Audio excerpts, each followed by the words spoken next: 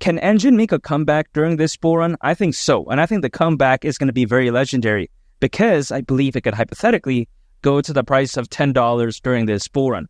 Now, before anyone says I'm crazy or I'm insane or something like that, hear me out, because even though I'm not a financial advisor, nor anything I say is a guarantee, even though that's over 70x from here, I do want to mention how when it comes to Enjin, its price action, its low price, relatively speaking, that's not an accurate representation as to how well it's actually doing, fundamentally speaking. Because if you take a look at it, the past couple of years, Enjin has actually been growing and developing. You got to think about this.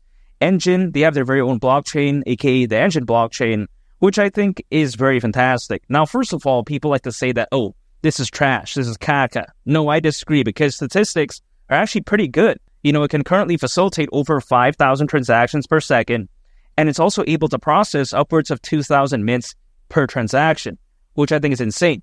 This is the mindset of Enjin. Being focused on gaming, NFTs, the metaverse, that's not really enough for them. They want to innovate and they want to continue to grow, and that's what I really love. Other projects out there, they seem lazy, they seem complacent, but that's not the case here. Also, let's not forget, when it comes to Enjin, at its core, what does it allow, right? It allows for developers and creators to launch top-tier Web3 games and applications, which I think is very amazing, because for the people out there that say that, oh wow, blockchain gaming is over, it's caca, I think that couldn't be farther from the truth, because you take a look at, according to Grand View Research, the blockchain gaming market is predicted to be worth over $300 billion by 2030. So yeah, could you imagine that? That's bigger than some countries' GDP. So for the people out there that think that this is some sort of caca market, I don't think so. And I get it, some of the hype when it comes to blockchain gaming did die down, but guess what happens once that wave really kicks back in again? Once people start FOMOing into, these blockchain gaming projects, guess who's going to be there to catch the wave? It's going to be something like Enjin. They're waiting in the wings as of right now. And I think it's a smart, ingenious idea, because I think it's much better catching a wave as opposed to, trying to chase it later on. Better anticipating it, right? It's much like, let's say I'm surfing in the ocean. Much better I wait for the wave as opposed to me, trying to chase a wave that's like 50 feet away. I mean, there's no way I can swim faster than the waves in the ocean. So when it comes to Enjin, they're in a prime position, and I think that naturally it's going to prime them for such amazing success moving forward, and I really can't wait. Now, also on top of that, let's take this into consideration. When it comes to the games they've been involved with, it's actually not bad, and it's actually pretty good. It's growing at a very good pace. For instance, it's already been involved with amazing gaming projects like Six Dragons, Nine Lives Arena, Lost Relics, and much more. This is very impressive. And Enjin, very amazingly, it's actually already been involved with Microsoft. Yeah, you heard that right. That's one of the biggest companies in the world. You got to think about this, right?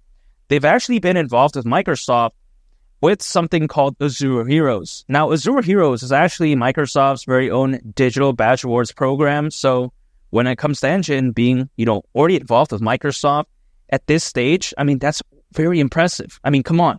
A lot of other projects out there, they can't even sniff, the jock straps of Microsoft. They can't even, get in a conversation with them. So the fact that Enjin not only is able to, be in talks, but then also actually create something quite essentially with them, this is very amazing, in my opinion. Truly speaks wonders as to the quality of Enjin and also the team. If the team was so bad, this wouldn't have been a possibility. We see a lot of good projects out there. They have amazing fundamentals, but the team is oftentimes very bad, very lazy, inexperienced, and they can't even pull stuff like this, right? Or even close to this. Such a shame, but when it comes to Enjin, man, leadership is A+, and I think fundamentally it's amazing as well. So it's a no-brainer pick for me. And also, if you take a look at the future of the metaverse and as well as NFTs, I get it. Again, as of right now, much like blockchain gaming, a lot of the hype is not really there, but according to McKinsey, metaverse could reach $5 trillion in value by 2030. Also, by that year, the NFT market, according to Grand View Research, predicted to be worth over $200 billion. So, when it comes to Enjin, they pretty much don't miss. Focused on blockchain gaming, the metaverse, NFTs, have their own blockchain, already quite essentially working with Microsoft. You take a look at how, it's been involved with amazing games. Really, I mean, what's wrong about this project? Low prices? Who cares? If anything, it's actually a great chance for me to lower down my average cost. People oftentimes like to think that low prices is a very bad thing. But for me, if let's say my portfolio is down, the way I view it is that I'm already down anyways, right? So either I can panic sell, which I don't want to do, or I can lower down my average cost by continuing to dollar cost average, because I can't just wave some magic wand and say that, oh yeah, Enjin's going to pump right now and it's going to just go all the way to the moon. I can't really say that because it's pretty much impossible, or should I say literally impossible. The only thing I can control currently is me being dedicated, continuing to not give up. And also on top of that, just by continuing to dollar cost average anytime on income, I'm acquiring, holding, and just waiting. That's it. If I'm angry, I'm agitated, I make irrational decisions. Never a good idea, because, anything done in a high emotional state typically doesn't really result in good decisions, which is why I'm staying patient. And I don't focus on the price every 2 minutes, 2 hours. That's just not my style. When I believe in the fundamentals of something, I just continue to believe in it and I just wait out for the long term. Because even if we take a look at it historically, altcoins, they're not supposed to peak right now. A lot of people, they like to comment and say, oh wow, the bull run's over, the cycle's over, should have happened like 2 months ago, all this type of stuff. But I think that's not true, because usually altcoins, they peak anywhere between a year and a half to half a year after a Bitcoin halving event. And the Bitcoin halving event, it just happened back in April. So historically, best case scenario, half a year. That's October this year. We're not even at October yet. Now, usually worst case is a year and a half, which is October next year. That's still over a year from right now. So I don't get why people are complaining. This makes no sense. Now, of course, they're impatient because they saw Bitcoin reach an all-time high, or a new one, I should say, this year. And then they're like, oh, wow, altcoins, they should have peaked. But again, usually altcoins, they peak quite a while after a Bitcoin halving event. So I'm just staying patient, and I know that. That's why, again, I'm not panicking. I'm not, being stressed out for no reason. And here's the thing. If it happens earlier, that's great. If it happens a little bit later, fine, because, again, it's more time for me to accumulate, so why not?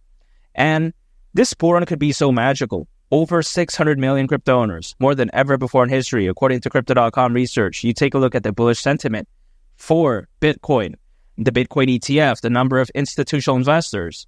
If Bitcoin doesn't at least go to the price of $150,000 during this bull run, I would be so shocked. With those amazing factors, why wouldn't it do that?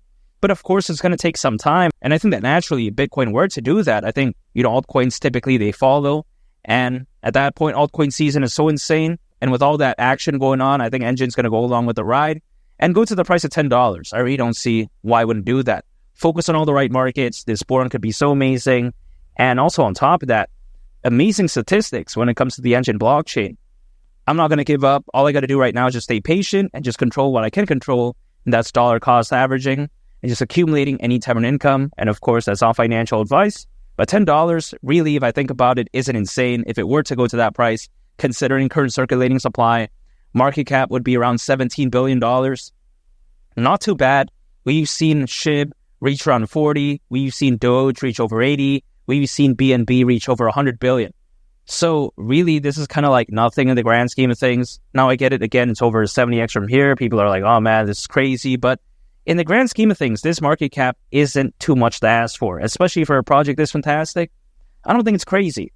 $10 again wouldn't shock me at all during this bull run. And make sure to subscribe if you gain value from this video. I'd greatly appreciate it. It's been Lee the Captain. I'll catch y'all on the next one. I'm out. Peace. Bye.